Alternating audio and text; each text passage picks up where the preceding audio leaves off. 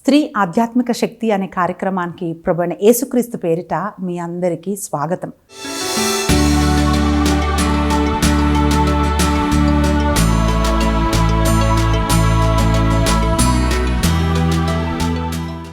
ప్రియులారా, ప్రతి ఒక్క సంబంధంలో ముఖ్యమైనది ఏంటంటే నమ్మకం, ఇచ్చిన మాటకు నిలబెడడం. అయితే వివాహంలో మనం చూసినట్లయితే స్త్రీ పురుషులు ఇరువురు కూడా దేవుని సన్నిధిలో వాగ్దానం చేస్తారు. వాళ్ళని జీవితకాలం అంతా కట్టి ఉంచుతుంది ఏంటి అంటే, ప్రభు సన్నిధిలో మేము మాట ఇచ్చాం కదా అనే ఆ ఒకే ఒక్క మాట భార్యాభర్తల్ని మరణం వరకు ఒకరితో ఒకరు నిలబడేటట్లు చేస్తుంది. అదే నిబంధన అంటున్నాం. అంటే వివాహము ఒక నిబంధన. ప్రియులారా, హెబ్రీయులకు రాసిన లేఖ 13వ అధ్యాయము 4వ వచనంలో ఏం చదువుతున్నామంటే, వివాహం అన్నిట్లో కంటే ఘనమైనది, నీ పాన్పు నిష్కలంకంగా ఉండాలి అని వాక్యం తెలియజేస్తుంది. అంటే వివాహము అందరి చేత గౌరవింపదగినది, అంటే ప్రతి ఒక్కరూ దాన్ని గౌరవించాలి. వివాహము అందరి చేతను గౌరవింపబడవలెను. వివాహ బంధము నిష్కలంషమైనదిగా ఉండవలెను. ఏలయనా అవినీతి పరులను, వ్యభిచారులను దేవుని తీర్పుకు గురి అగుదురు అని హెబ్రీయులకు రాసిన లేఖ 13వ అధ్యాయము 4వ వచనం పలుకుతుంది. అంటే అన్నిట్లో కంటే ఘనపరచదగినది ఏదైనా ఉంది, గౌరవించదగినది ఏదైనా ఉంది అంటే అది వివాహ బంధము. అంటే భార్య భర్తలు ఇద్దరు ఒకరికొకరు ఇస్తున్న మాట. అయితే నీ పాన్పు నిష్కలంకంగా ఉండాలి, నిర్మలంగా ఉండాలి, పవిత్రంగా ఉండాలి అని వాక్యం తెలియజేస్తూ ఉంది. ప్రియులారా, ఎందుకు ప్రభు ఈ మాట చెప్తున్నాడంటే, వ్యభిచారులు తీర్పుకు గురి అవుతారు అని వాక్యం పలుకుతుంది. ఈరోజు ఘనంగా వివాహాలు జరుగుతున్నాయి, కానీ ఘనంగా వివాహాలు నిలబడలేకపోతున్నాయి. ఒకరికిచ్చిన ఒక మాటలో భార్య భర్తలు నిలబడలేకపోతున్నారు. 3 సంవత్సరాలు, 4 సంవత్సరాలు, 5 సంవత్సరాలు అయిపోయింది, ఇంకా పాతబడిపోతుంది. నువ్వేంటి నేనేంటి అని ఎవరి ఇష్టానుసారమైన జీవితము జీవిస్తున్న ఒక స్థితిలో మనం ఉంటున్నాం. ఈరోజు మాట తప్పిన ఒక భార్యను గురించి, నిబంధన మీరిన ఒక భార్య గురించి మనము వాక్యంలో ధ్యానించబోతున్నాం. ఈరోజు బయట పరిస్థితులు ఇలాగే ఉన్నాయి ప్రియులారా. ఆమె ఎవరు అని మనం చూస్తే బెత్షెబా అని వాక్యం తెలియజేస్తూ ఉంది. యేసుక్రీస్తు వంశావళిలో ఉన్న 4వ స్త్రీ బెత్షెబా. ఈమె ఏంటి అని మనం చూస్తే, బెత్షెబా అంటే అర్థం ఏమిటి అంటే, వాగ్దానం చేయబడిన కుమార్తె లేక ప్రామాణికమైన కుమార్తె అని చెప్పచ్చు. Daughter of oath, promise or covenant అని అంటున్నాం. అంటే ఒక మాట ఇచ్చి మాటకు నిలబడేది. ఇప్పుడు కొంతమంది అంటున్నారు, అరే వాళ్ళ మాట ఇస్తే వాళ్ళు తప్పరు. ఇంకొంతమంది అంటారు, అరే వీడు మాట నిలబెట్టడు అంటుంటాం. ఎందుకంటే వాళ్ళు ఇచ్చిన మాట తప్పరు. ఈమె పేరేంటంటే నిబంధన నిలబెట్టే కుమార్తె అని ఆమెకు పేరు. ఎంత మంచి పేరు చూడండి. నిబంధనను నిలబెట్టే ఒక కుమార్తె అని ఆమెకు పేరు. పిల్లరా, ఈమె ఇజ్రాయేలురాలు, ఒక మంచి ఫ్యామిలీ నుంచి, అంటే ఒక మంచి కుటుంబం నుంచి వచ్చింది. ఒకరోజు ఒక స్త్రీ మాట్లాడుతూ చెప్తుంది, నేను ఇలాంటి ఒక కుటుంబంలోకి వచ్చాను, కానీ నా కుటుంబం చాలా మంచిది, నేను ఒక మంచి కుటుంబం నుంచి వచ్చాను అని చెప్తుంది ఆమె నాతో మాట్లాడుతున్నప్పుడు. అంటే పిల్లరా, ఈమె ఒక మంచి కుటుంబంలోంచి వచ్చిన ఒక స్త్రీ. అంటే దేవునిలో ఉన్నవాళ్ళు, జ్ఞానం కలిగిన వాళ్ళు, చదువుకున్న వాళ్ళు, అంటే అటువంటి రాజులకు సేవ చేస్తున్న లాంటి ఒక కుటుంబంలో వచ్చిన స్త్రీ బెత్షెబా. ఈ బెత్షెబా భర్త ఎవరు అని మనం చూస్తే ఉరియా అని మనం చూస్తున్నాం. ప్రియులారా, ఈ ఉరియా అంటే ఏమిటి అనగా దేవుని యొక్క వెలుగు అని మనం చూస్తున్నాం. ఉరియా అంటే అర్థం ఏంటంటే దేవుని యొక్క వెలుగు. ఆ దేవుని యొక్క వెలుగును ఆర్పేసినామనే బెత్షెబా. ప్రియులారా, ఏంటి అని మనం చూస్తే, బెత్షెబాకి ఉరియాతో వివాహమైంది. ఈ ఉరియా ఒక మామూలు వ్యక్తి కాదండి, ఒక యోధుడు, ఒక వారియర్, రాజు కోసం యుద్ధం చేసేవాడు, మంచివాడు, నమ్మకస్తుడు. అంటే ఉరియాలో అన్ని మంచి గుణాలే ఉన్నాయండి. ఉరియాని గురించి చదువుతున్నప్పుడు ఇంత నమ్మకమైన వాడా అని అనిపిస్తుంది. ప్రియులారా, ఈ బెత్షెబా గురించి మనం చదివినా సరే ఉరియా ఒక భార్య అని రాయబడి ఉంది. అయితే ఈమె జీవితాన్ని మనం చూసినట్లయితే ప్రియులారా, అన్ని కలిగిన ఈ స్త్రీ, ఈమె చేయలేని ఒకే ఒక్క పని ఏమిటి అంటే, ఒక శోధన ఆమె జీవితంలో వచ్చింది. ఆ శోధనకు ఆమె నిలబడలేకపోయింది. ఏంటి ఆ శోధన అంటే, దావీదు మహారాజుగా ఉన్న సమయంలో వసంతకాలంలో యుద్ధం జరుగుతూ ఉంది. బెత్షెబా భర్త కూడా ఆయన యుద్ధానికి వెళ్ళాడు. దావీదు మహారాజు మిద్దెక్కి చూస్తుంటున్నప్పుడు ఈ స్త్రీ తను తాను పవిత్రపరచుకుంటూ స్నానం చేస్తున్నప్పుడు మిద్దెపై నుంచి బెత్షెబాను చూశాడు దావీదు. చూసి ఆమెతో పాపం చేయటానికి ఆయన కబురు పంపించాడు. కబురు పంపించినప్పుడు ఈమె ప్రిలరా దావీదు దగ్గరకు వచ్చింది. ఇద్దరూ పాపం చేశారు. మళ్ళీ బెత్షెబా తన ఇంటికి వెళ్ళిపోయింది. దావీదు తన అంతఃపురంలో ఉన్నాడు, తన ప్యాలెస్లోనే ఉన్నాడు. ఒకరోజు కబురు పంపింది. అదేమిటంటే, నేను గర్భవతిని అని ఒక కబురు పంపింది. అప్పుడు దావీదు అనుకుంటున్నాడు, అరే ఇప్పుడు ఈమె గర్భవతి అంటే అందరికీ తెలుస్తాయి, దీనికి నేనే అని అనుకుంటారు కదా, ఇది ఆమె భర్త వల్లనే అన్నట్లుగా ఏదో ఒకటి చెయ్యాలని చెప్పి యుద్ధంలో ఉన్న ఉరియాను పిలిపించి ఉరియాకు తాగించి ఇంటికి వెళ్ళమంటే ఉరియా ఇంటికి వెళ్ళకుండా అక్కడిక్కడ పడుకుంటున్నాడు. అయితే అది మళ్ళీ రాజు చూడండి, ఒక రాజయ్య ఉండి ఒక సైనికుడు ఎక్కడ పడుకుంటున్నాడు, ఏం చేస్తున్నాడు అన్నీ చూడవలసిన ఒక స్థితిలోకి దావీదు వచ్చేసాడు.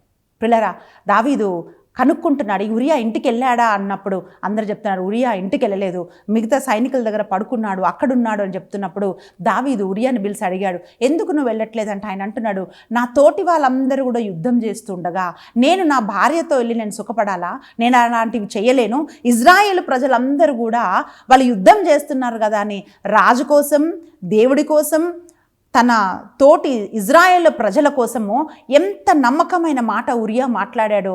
అయితే కొన్నిసార్లు బైబిల్ చదువుతున్నప్పుడు అనిపిస్తుంది, అటువంటి నమ్మకమైన మాట మాట్లాడినప్పుడు కూడా దావీదుకు ఎందుకు కనికరం కలగలేదు అని అనిపిస్తుంది. ప్రియులారా, దావీదు చేసిన తప్పేంటో తెలుసా?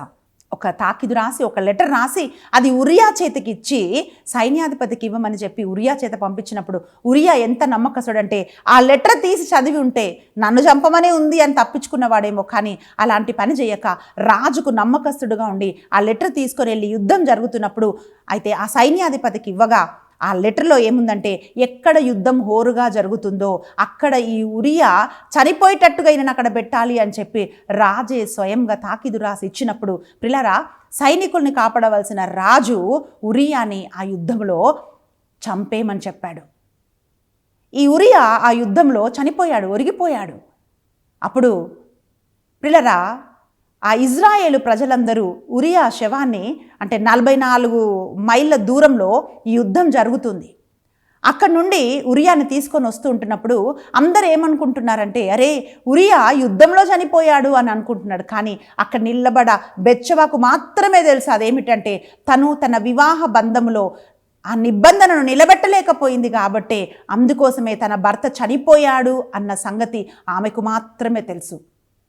ఎందుకు తన భర్త చనిపోయాడు, దానికి కారణం ఏంటి అని మనం చూస్తే, బెత్షెబా వివాహ బంధములో తన నిబంధనను ఆమె నిలబెట్టుకోలేకపోయింది. పిల్లరా, ఆయన చనిపోతుంటే అందరూ అరే యుద్ధంలో చనిపోయాడు అంటున్నప్పుడు ఆమె మనస్సాక్షికి తెలుసు ఏంటంటే, తన వల్లనే తన భర్త చనిపోయాడు, తను చేసిన పాపం వల్లనే తన భర్త చనిపోయాడని ఆమెకు తెలుసు.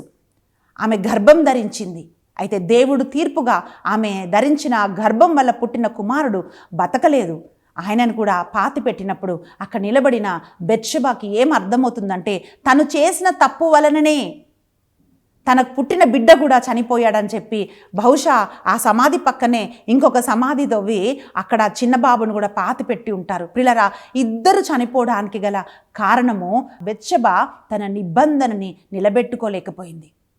ప్రియబిడ్డ, ఎందుకు నిలబెట్టుకోలేకపోయింది అంటే, రాజు పిలిచినప్పుడు, పాపం చేయటానికి రాజు పిలిచినప్పుడు ఆమె అక్కడ నిలబడలేకపోయింది రాజు ముందు.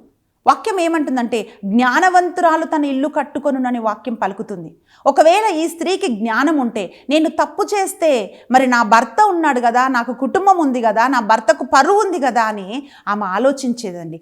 కానీ ఆమె అట్లా ఆలోచించలేకపోయింది. మత్తయి సువార్త 10వ అధ్యాయం 16వ వచనంలో చెప్తోంది, ప్రియులారా, మనం పాపలోకంలో ఉన్నాం, రకరకాల మనుషులు మనతో మాట్లాడుతుంటారు, కానీ మీరు పావురం వలె నిష్కలంకంగాను పాముల వలె మీరు వివేకంగా ఉండాలి అని వాక్యం పలుకుతోంది. యవనస్తులైన స్త్రీలు పక్కన పెడితే కొంతమందికి వివాహమైన వాళ్ళకు కూడా వేరే వాళ్ళతో మాట్లాడుతున్నప్పుడు వాళ్ళు ఏ ఉద్దేశంతో మాట్లాడుతున్నారు, ఏ ఉద్దేశంతో సహాయం చేస్తున్నారు, ఏ ఉద్దేశంతో వాళ్ళ బండిలో తిప్పుతున్నారు, ఏ ఉద్దేశంతో వాళ్ళు చెప్పిన పనులన్నీ చేస్తున్నారు అర్థం కాని ఒక అజ్ఞానంలో ఉంటున్న వాళ్ళు ఎంతోమంది. ఒకరోజు ఒక స్త్రీ నాతో మాట్లాడుతున్నప్పుడు అంటుంది, అక్క ఆయన నాకు చాలా హెల్ప్ చేశాడు, హెల్ప్ చేశాడు, నీ కొంప ముంచాడు. అంటే ప్రిలరా, ఆ హెల్ప్ ఎందుకు చేస్తున్నారు అనే ఒక జ్ఞానం కలిగి లేకపోతే స్త్రీ తన కుటుంబాన్ని కట్టుకోలేదు, తన బిడ్డలకి ఒక ఆదర్శంగా నిలబడలేదు. అందుకే యాకోబు రాసిన లేఖ 1వ అధ్యాయం 5వ వచనంలో వాక్యం ఏం పలుకుతుందంటే, జ్ఞానము నీకు కొదవై ఉంటే నువ్వు అడిగితే నేను నీకు జ్ఞానం ఇస్తాను అని వాక్యం పలుకుతా ఉంది. ప్రియబిడ్డ, గర్జించు సింహం వల్ల ఎవరిని మింగాలి, ఏ కుటుంబాన్ని నాశనం చేయాలని అపవాది తిరుగుతూ ఉంటున్నప్పుడు మనం చేయాల్సింది ఏమిటో తెలుసా? వివేకముతో దేవునిలో మనం ఉన్నప్పుడు ఆయన కృప ద్వారా మాత్రమే మనం బలం పొందుకుంటాము అనే వాక్యం పలుకుతుంది. 2 తిమోతి రాసిన లేఖలో మనం చూసినట్లయితే 4వ అధ్యాయం 17-18 వచనంలో చూస్తే, ప్రభువు నా ప్రక్కన నిలిచి నన్ను బలపరచను కనుక సింహము నోటి నుండి ఆయన నన్ను తప్పించెను అని మనం చూస్తున్నాం. అంటే గర్జించు సింహం వలె ఏ కుటుంబాన్ని నాశనం చేయాలని సైతాను తిరుగుతూ ఉంటున్నప్పుడు ప్రిలరా, దేవుడు నీ పక్క నిలవకపోతే, దేవుడు నీకు తోడుగా ఉండకపోతే, ఆయన కృప నీకు లేకపోతే ప్రియబిడ్డ నువ్వు నిలబడలేవు. అందుకనే మనం ఏం అడగాలంటే, లోకంలో ఇప్పుడు ఉద్యోగం చేస్తుండొచ్చు, చదువుతుండొచ్చు, బయట పరిచర్య చేస్తుండొచ్చు, రకరకాల మనుషులతో మనం లోకంలో ఉన్నాం, తిరుగుతున్నాం ప్రిలరా. అయితే మనకు కావాల్సింది ఏంటో తెలుసా? జ్ఞానం మనకు కావాలి. ఈ జ్ఞానం లేని స్త్రీగా బెత్షెబాని మనం చూస్తున్నాం. మంచి కుటుంబం నుంచి వచ్చింది, కానీ ఆ పేరుని ఆమె నిలబెట్టుకోలేకపోయింది పిల్లరా. శోధనకి ఆమె నిలబడలేకపోయింది. ఎవరు శోధనకు నిలబడతారండి? ఒకరోజు ఒక సహోదరి కౌన్సిలింగ్ ఇస్తున్నప్పుడు నాతో ఏమంటుందంటే, అక్క నేను ఎప్పుడు ఇలా అవుతుందని అనుకోలేదు అక్క. ఆమె రిట్రీట్కి వచ్చింది. రిట్రీట్కి వచ్చినప్పుడు ఏడుస్తూ ఆమె తన సమస్యను చెప్తున్నప్పుడు అవి ఏమంటుందంటే, నాకు భర్త ఉన్నాడక్క, కానీ ఒక చిన్న గొడవలు వస్తుంటున్నప్పుడు ఉద్యోగం దగ్గర ఒక వ్యక్తి నాకు పరిచయం అయ్యాడు. ఆయన నన్ను చాలా ఓదార్చాడు. ఏం ఓదార్చాడో ఆమెకే తెలియాలి. అయితే నన్ను చాలా ఓదార్చాడక్క. అలా మెల్లిమెల్లిగా ఫ్రెండ్షిప్ ఎక్కువైపోయి అది ఇంకా లిమిట్ దాటిపోయిందక్క. నేను ఆయనతో తప్పు చేసేసానక్క. ఆయన ఫోన్ చేసినప్పుడు ఆయన మెసేజెస్ అవన్నీ నా భర్త చూశాడు, ఇప్పుడు నాకు వద్దు అంటున్నాడక్క, ఏం చేయాలక్క అని చెప్పి వడకంకి పరిగెత్తుకొని వచ్చింది. ప్రియబిడ్డ, ఆమె అంటున్న మాట ఏంటో తెలుసా? నేను ఎప్పుడు అనుకోలేదక్క, నేను ఇలా చెయ్యాలని అనుకోలేదక్క, నేను అలా చేసేదని కాదు. నిజమే ప్రియబిడ్డ, అలా ఎంతోమంది ఉన్నారు. వాళ్ళు అంటే అలా చేసే వ్యక్తులు కాదు, అలా తప్పు చేయాలనుకున్న వాళ్ళు కాదు. కానీ నీకు చెప్పి రాదు శోధన, నీకు చెప్పకుండా వస్తాడు. మనం బైబిల్లో చూస్తే యేసు ప్రభు తలుపు తట్టి నీ హృదయం తట్టి లోపలికి వస్తాడు. మీరు జీసస్ పిక్చర్స్ ఎక్కడైనా చూస్తే జీసస్ ఇట్లా నాక్ చేస్తున్నట్టు మనం చూస్తుంటాం. అంటే ఆయన హృదయం అనే తలుపు యొద్ద నిలబడి ఉన్నాడు, తట్టుచున్నాడని దర్శన గ్రంథంలో మనం చూస్తున్నాం. అంటే తలుపు తట్టి ఆయన వస్తాడు. దుష్టుడు నువ్వు తలుపు తట్టి రాడు, దొంగలాగా దూరొస్తాడు. అయితే శోధనలు అనేవి మనకు చెప్పి రావు ప్రియ సహోదరి. శోధన అనేవి జస్ట్ పొంచి ఉంటాయి నిన్ను పట్టుకోవటానికి. అందుకే ప్రభు అంటున్నాడు మత్తయి సువార్త 26వ అధ్యాయం 41వ వచనంలో మనం చూసినట్లయితే, శోధనలో ప్రవేశించకున్నట్లుగా మీరు ప్రార్థించండి అంటున్నాడు. ప్రియబిడ్డ, ఎందుకు బెత్షెబా పడిపోయింది? దానికి గల కారణం ఏమిటి అంటే, ప్రార్థనా జీవితంలో ఉన్న స్త్రీ అయితే ఆ సమయంలో ఆ ప్రార్థన ఆమెను బలపరుస్తుంది. కానీ ఈమె ప్రార్థన చేసే ఒక స్త్రీలాగా మనం చూడటం లేదు. అందుకనే రాజు ముందుకు వచ్చినప్పుడు ప్రియబిడ్డ ఆమె శోధనని జయించలేకపోయింది. ఆమె చెప్పుండొచ్చు కదా, నా భర్త నీకోసమే కదా యుద్ధం చేయడానికి వెళ్ళాడు, మీరు రాజు కదా, నాకు వివాహమైంది, మీకు కూడా వివాహమైంది కదా, మీరు ఎందుకు ఈ తప్పు చేయాలనుకుంటున్నారని ఒక్క మాట చెప్పి ఉంటే దావీదు హృదయం మారి ఉండేదేమో. మనం బైబిల్ గ్రంథంలో ఒక స్త్రీని చూస్తున్నాము. ఆమె అబిగేలు. తన భర్త మూర్ఖుడని ఆ నాబాలుని చంపడానికి దావీదు బయలుదేరినప్పుడు అబిగేలు ధైర్యంతో వెళ్ళి దావీదుని ఎదుర్కొని చెప్తుంది, అయ్యా నా భర్త మూర్ఖుడు కరెక్టే, కానీ నా ముఖం చూసి నా భర్తను వదిలిపెట్టు, నువ్వు రాజు కావాల్సిన వాడివి, నీ చేతికి ఎందుకు రక్తం అంటాలి, ఎందుకు ఈ నింద నీ మీదికి రావాలి అని చెప్పినప్పుడు ఆయన అంటున్నాడు, అమ్మా నువ్వు ఎంత నీతిమంతురాలవు, ఎంత వివేకం కలిగిన స్త్రీవి, ఈరోజు నా చేతులకు రక్తం అంటకుండగా నువ్వు నన్ను కాపాడావు కదా అని చెప్పి అబిగేలుని దావీదు మెచ్చుకున్నట్లుగా మనం చూస్తున్నాం బైబిల్లో. అంటే అబిగేలు చెప్పింది ఇది తప్పు, ఇది కరెక్ట్ అని చెప్పి. ప్రియబిడ్డ, ఇక్కడ బెత్షెబ తప్పు అని చెప్పలేకపోయింది. ఆమె ఓడిపోయింది. ఒక యోధుడి భార్య అయి ఉండి కూడా జీవితంలో ఓడిపోయిన ఒక భార్యలాగా ఆమె నిలబడటము మనం చూస్తున్నాం. ప్రియబిడ్డ, ఈరోజు నువ్వు లోకంలోకి వెళ్తుంటున్నప్పుడు రకరకాల దిక్కు నుండి నీకు శోధనలు వస్తాయి. రకరకాల మనుషులు నీ ముందుకు వస్తూ ఉంటారు. ఇప్పుడు ఇక్కడ మనం చూస్తే దావీదు ప్లాన్డ్గా లేడు. అంటే బెత్షెబగా అనిపిస్తుంది, నేను ఆమెను పిలుస్తా, ఆమెతో తప్పు చేస్తానని దావీదు అనుకోలేదు. ఎట్ ద సేమ్ టైం బెత్షెబ కూడా అనుకోలేదు, అరే దావీదు నన్ను పిలుస్తాడు అంటే రాజు గురించి ఆమె తప్పకుండా విని ఉంటుంది. ఆయన ఎట్లా ఫిలిస్తీన్లను చంపాడో, ఎంత వీరుడో, ఎంత శూరుడో, ఎంత దేవుణ్ణి ఆరాధించేవాడో, ఇంకా అనేకమైన విషయాలు, ఎంత అందగాడో, ఎంత డబ్బున్నవాడో, ఇవన్నీ కూడా ఆమెకు తెలుసుంటాయి. కానీ ఎప్పుడు ఆమె కూడా ప్లాన్ చేసి ఉండదు. ఏమని దావీదుతో నేను తప్పు చేయాలని ఒక ఆలోచన ఆమె కూడా కలిగి ఉండదు. ప్రియబిడ్డ, ఈరోజు మనం గమనించాల్సింది ఏమిటి అంటే శోధనలు అకస్మాత్తుగా వస్తాయి. అటువంటి సమయంలో కూడా నువ్వు నిలబడాలంటే కావాల్సింది ఏమిటి అంటే ప్రార్థనా జీవితం కావాలి. ప్రార్థనా జీవితం లేకపోతే శోధనలో, అందుకే వాక్యం అంటుంది, మీరు శోధనలో ప్రవేశించకుండా. టెంప్టేషన్స్ అందరికి వస్తాయండి. వాక్యం ఏమిటంటే ప్రవేశం, కొన్నిసార్లు బోర్డు మనం చూస్తుంటాం, లోపలికి ప్రవేశం లేదు అని అక్కడ బోర్డు ఉంటుంది. ప్రియబిడ్డ, నువ్వు ప్రార్థన చేస్తుంటున్నప్పుడు నీ దగ్గర ఒక బోర్డు ఉంటుంది. అదేంటంటే శోధనకి ప్రవేశం లేదు, నో టు సేటన్. సాతాను నీ లోపలికి రావటానికి ఒక ఆస్కారం లేకుండా ఆ తలుపు మూయబడుతుంది, ప్రవేశం ఉండదు. ఎప్పుడు మనం ప్రార్థన చేసినప్పుడు, మనం దేవునిలో ఉన్నప్పుడు, వాక్యం చదివినప్పుడు, అప్పుడే మనం శోధనని మనం జయించగలుగుతాం. బహుశా ఎందుకు మరి బెత్షెబ ఓడిపోయిందో ప్రిలరా, ఓడిపోయింది, పాపంలో పడిపోయింది, భర్తను కోల్పోయింది, బిడ్డను కోల్పోయింది, దుఃఖములో ఉన్నది. లోకమందరూ తర్వాత తెలుస్తుంది కదండి. అప్పుడు ఇంకా దావీదు ఏం చెయ్యాలి అని అంటున్నప్పుడు దావీదు బెత్షెబని తన భార్యగా అంగీకరించాడు. ఆమెను ఓదార్చాడు అని బైబిల్ చెప్తుంది. ఆమెను ఓదార్చి ఆమెను భార్యగా అంగీకరించినప్పుడు ప్రియులారా, వాక్యం ఏం పలుకుతుంది అంటే తను చేసిన తప్పు, దావీదు చేసిన ఒక తప్పు వల్ల బెత్షెబ కూడా పడిపోయి, బెత్షెబ కూడా సమస్యల్లో చిక్కుకొని, బెత్షెబ కూడా ప్రియులారా తన కుటుంబాన్ని కోల్పోవలసిన ఒక పరిస్థితికి వచ్చింది. ఇంకొక వైపు మనము దావీదును చూసినట్లయితే ప్రియులారా, దావీదు కుటుంబంలో భయంకరమైన శాపం తెచ్చుకున్నాడు దావీదు. వాక్యం ఏమంటుందో తెలుసా? నాతాను ప్రవక్త దావీదు దగ్గరకు వచ్చి చెప్తున్నాడు, అయ్యా నీకు అన్ని ఇచ్చినా కూడా ఈ పాపం చేసి అందరి మధ్యలో దేవుడి నామం దూషణ చేయడానికి నువ్వు కారణమయ్యావు కదా. ఎప్పుడు యుద్ధాలు తొలగిపోవు, నీ కుటుంబంలో సమాధానం ఉండదు, నీ భార్యలే మిద్ద పైన తప్పు చేస్తుంటారు, నీ బిడ్డలే ఒకరికొకరికి విరోధులు అవుతారు, నీ కుటుంబం అంతా గలిబిలైపోతుంది అని చెప్పి నాతాను చెప్పినప్పుడు దావీదు ఎంత దుఃఖించుంటాడు. అయ్యో దిద్దుకోలేని ఒక తప్పు నేను చేశానే అని చెప్పి దావీదు చాలా దుఃఖపడి ఉంటాడు. ప్రియులారా, ఈరోజు ఈ వాక్యం మనం ఎందుకు ధ్యానిస్తున్నామంటే వాక్యం ఏం పలుకుతుందంటే 2 సమూయేలు గ్రంథము 12వ అధ్యాయంలో మనం చూస్తే ప్రియులారా, వాక్యం ఏమంటుందంటే 9వ వచనం నుంచి మనం చూస్తే, ఇట్టి దుష్కార్యము చేసి యావే ఆజ్ఞను తిరస్కరింతువా, నీవు ఉరియాను కత్తితో చంపించితివి, అతని ఇల్లాలను నీ ఆలిని చేసుకుంటివి, అతని అమ్మోనీయుల కత్తితో పొడిపించితివి. చూడండి, శత్రువుల చేతితో చంపించావు. అంటే తప్పు తర్వాత తప్పు, తప్పు తర్వాత తప్పు. పాప ఊబి అంటే ఊబిలో అడుగేస్తే ఎట్లా లోపల దిగిపోతుందో ప్రియులారా, పాపం ఒక వ్యక్తి చేస్తుంటే మెల్లిమెల్లిగా లోతుకు దిగిపోతారని దాని పర్యవసానం, కాన్సిక్వెన్స్ ఇక్కడ మనం చూస్తున్నాం. 10వ వచనం చెప్తుంది, నీవు నన్ను తృణీకరించి హిత్తీయుడు ఉరియా భార్యను చేపట్టితివి, కావున వినుము, కత్తి ఇక నీ కుటుంబమును ఎప్పటికీ విడువదు, నీ కుటుంబం వారి నుండియే నీకు కీడు మూడునట్లు చేసేదను, నీ భార్యలను నీ కన్నుల ఎదుటనే ఇంకొకని వశము చేసేదను, అందరూ చూచుచుండగానే అతడు నీ భార్యలతో శయనించును. ఎంత భయంకరమైన శాపం అండి.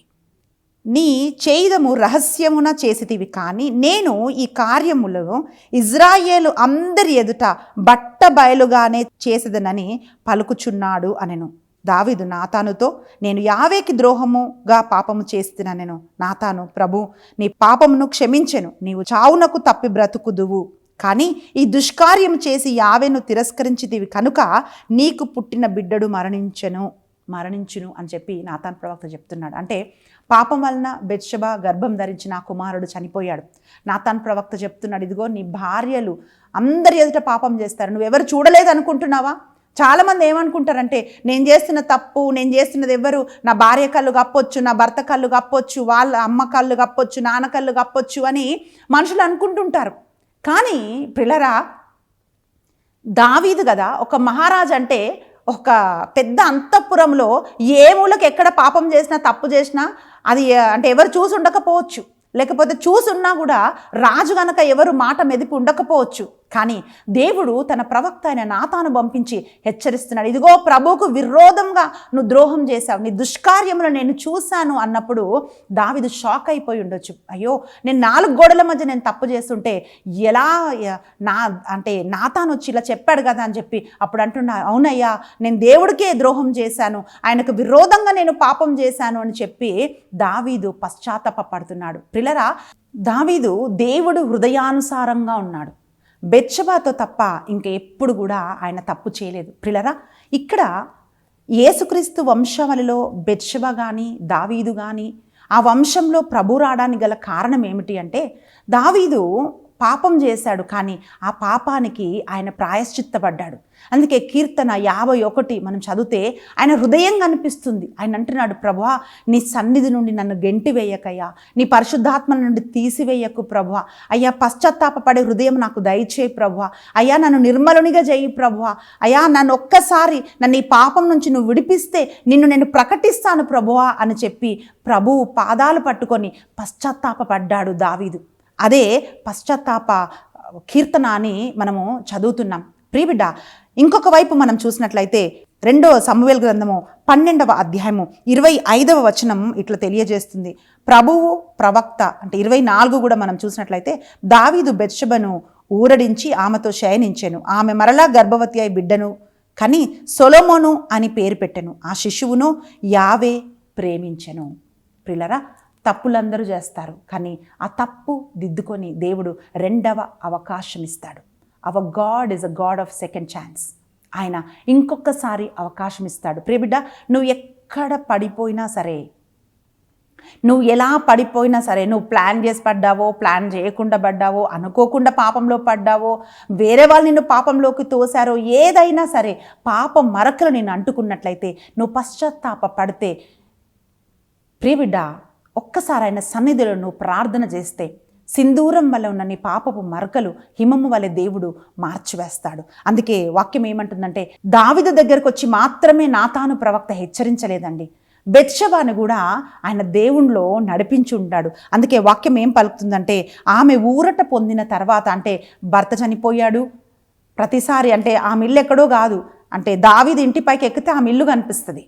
అటు చూస్తున్నప్పుడు తన భర్త గుర్తుకు రావచ్చు, ఇవన్నీ సంఘటనలు గుర్తుకు రావచ్చు, ఆమె దుఃఖపడి ఉండొచ్చు. కానీ వాక్యం ఏమంటుందంటే, ఆమె దుఃఖ నివారణ పొందింది, మళ్ళీ తిరిగి గర్భవతి అయింది, కుమారుణ్ణి కన్నది అని వాక్యం పలుకుతోంది. పాపం వలన పుట్టిన కుమారుడు మరణించాడు, భార్యగా అంగీకరించినప్పుడు తర్వాత ఆమెకు ఒక కుమారుడు పుట్టాడు. వాక్యం ఏమంటుందంటే, యావే ఆ శిశువుని ప్రేమించాడు అంటుంది. ప్రభువు ప్రవక్త నాతానును పంపి తన ఇష్టము చొప్పున బాలునికి ఎదిత్య అనే పేరు పెట్టించెను అని మనం చూస్తున్నాం. ఎదిత్య అంటే అర్థం ఏంటంటే యావేకి ఇష్టుడు.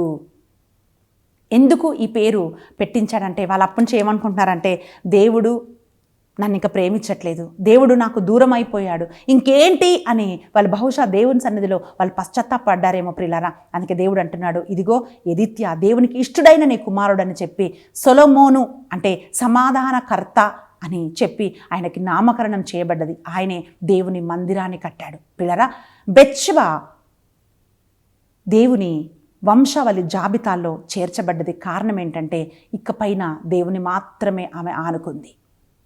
మనుషులు ఎవ్వరూ తప్పు చేయరని కాదు, జీవితంలో ఎప్పుడో ఒకసారి ఎక్కడో ఒకసారి పడిపోయినప్పుడు అక్కడే ఉండటానికి దేవుడు నిన్ను విడిచిపెట్టాడు, అక్కడి నుండి దేవుడు నిన్ను లేపుతాడు. నువ్వు పశ్చాత్తాప పడినప్పుడు ఆయన కృపను అనుగ్రహిస్తాడు, చీకటిలో ఆయన వెలుగు కలుగజేస్తాడు. ప్రియబిడ్డ, నువ్వు కృంగి ఉండగా నిన్ను లేవనెత్తుతాడు. ఈరోజు కళ్ళు మూసుకొని ఒక్క నిమిషం నువ్వు ప్రార్థించు.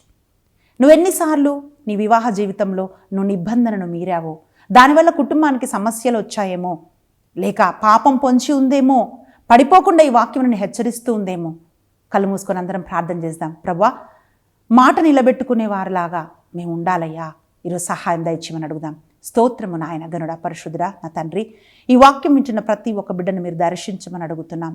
వివాహంలో చేసిన నిబంధనకు నిలబడడానికి, కట్టుబడి ఉండటానికి ప్రభా, ప్రామాణికంగా జీవించటానికి, వివాహం అన్నిట్లో ఘనమైనదని ప్రభా, పాన్పు నిష్కలంకంగా ఉండుటకు ప్రతి ఒక్కరు ప్రయత్నం చేయడానికి ప్రభా నువ్వు సహాయం దయచేయమని అడుగుతున్నాం. ప్రభా, దుష్టుడు ఎవరెవరి కుటుంబాలలో చొరబడినా తండ్రి నాయనా తెలియకుండానే వాళ్ళ పాపంలోకి నడిపించాలని ప్రణాళికలు వాడు పన్నుతున్నాడు ప్రభా, వాడి వ్యూహాలన్నీ కూడా వమ్మైపోవునుగాక అని ప్రార్థిస్తున్నాను. ప్రతి కుటుంబం నీలో కట్టబడునుగాక, నీకు సాక్షిగా నిలబడుదురుగాక అని ప్రభా, ఈరోజు ఏకీభవిస్తున్న ప్రతి కుటుంబాన్ని నీ శాంతి సమాధానంతో నిలిపి నీకు సాక్షిగా నిలబెట్టమని యేసుక్రీస్తు బలమైన నామమున ప్రార్థించి అడిగి వేడుకుంటున్నాం తండ్రి, ఆమేన్. ప్రియులారా, నిబంధన నిలబెట్టుకోవడానికి దేవుడు కృపను అనుగ్రహిస్తాడు. దేవుడు మిమ్మల్ని ప్రేమిస్తున్నాడు. God bless you.